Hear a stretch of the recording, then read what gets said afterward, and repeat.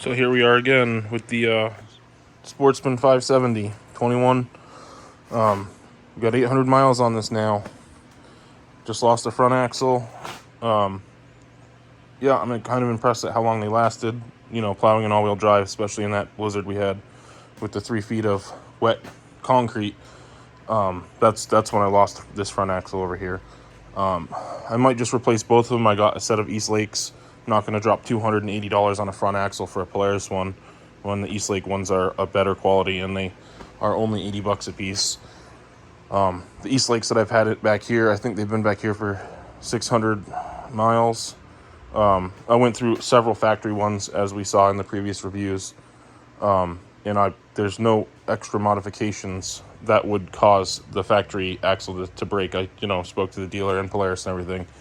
And, when it was under warranty, they wouldn't cover it because it was a straight ductile break or whatever. So it's technically not covered, even though there's nothing on here that would cause that issue. And I only had the one axle in the rear here was factory installed from the dealer.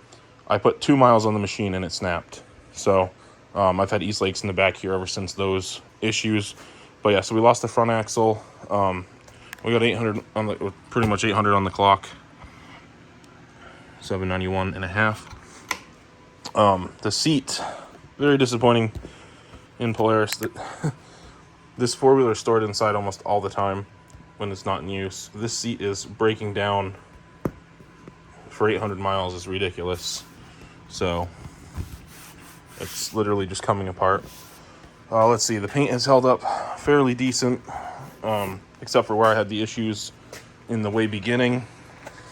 Our factory powder, or not factory powder coated, we powder coated these bumpers, and the rack's orange.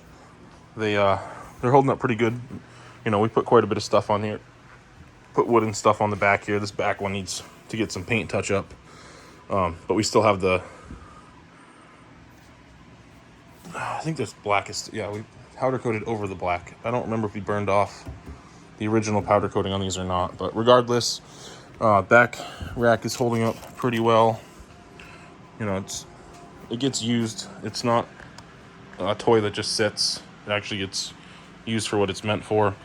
So overall, we're getting ready to do another, I think it's going to be the 5th service on the diff, transmission, and engine oil. At this point, engine oil is just going to go over to regular engine oil. We're at 800 miles. We're out of the warranty.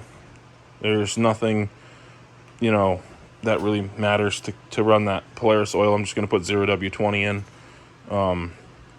The transmission, I got 4 gallons of front diff fluid left, and I still have 2 gallons of the AGL transmission. So I'll be using that Polaris fluid in the transmission. I expect to see more heavy metal in the transmission fluid change, as the previous changes all had excessive amounts of chunky metal. So we're going to see about that. We'll see about fine wear on the front diff, because it's had a lot of use in all-wheel drive this winter plowing. And I had the modification where this was plumbed up in there. I need to put that back in. I put this back on for the last time it was in for warranty, but now that we're months out, I should definitely change that back, because that definitely gets shit in it. Like, you can feel the shit that's in this pipe that's then going into the clutch case. Pretty sure I need to do another belt soon, which is also disappointing, because I put 800 miles on my 19, never had to change the belt once, did the same exact thing with that one as this one. This will be the 3rd belt in 800 miles. So headlights, taillights, and cluster all still get really, when it's cold out. We're inside right now, so there's you can't see the moisture in here. But when you're outside in a snowstorm and it's cold and you're plowing, oh wait, maybe you can kind of see you can see the condensation in there a little bit. This whole screen gets condensation on the inside of it, and you can't even read the thing.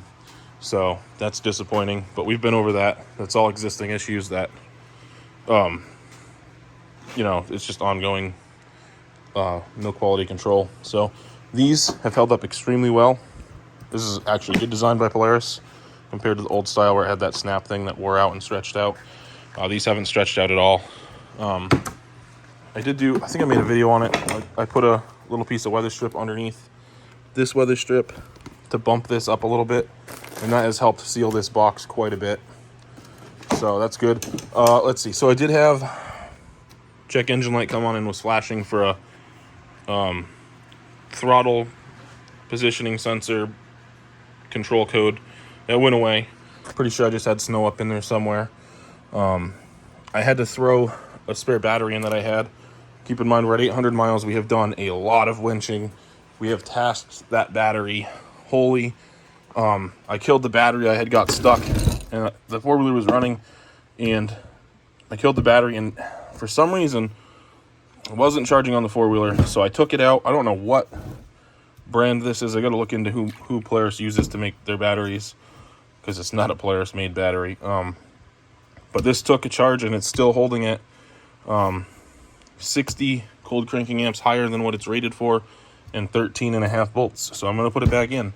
I just charged it on a regular battery charger, but it was in the middle of a snowstorm, so I didn't have time to wait.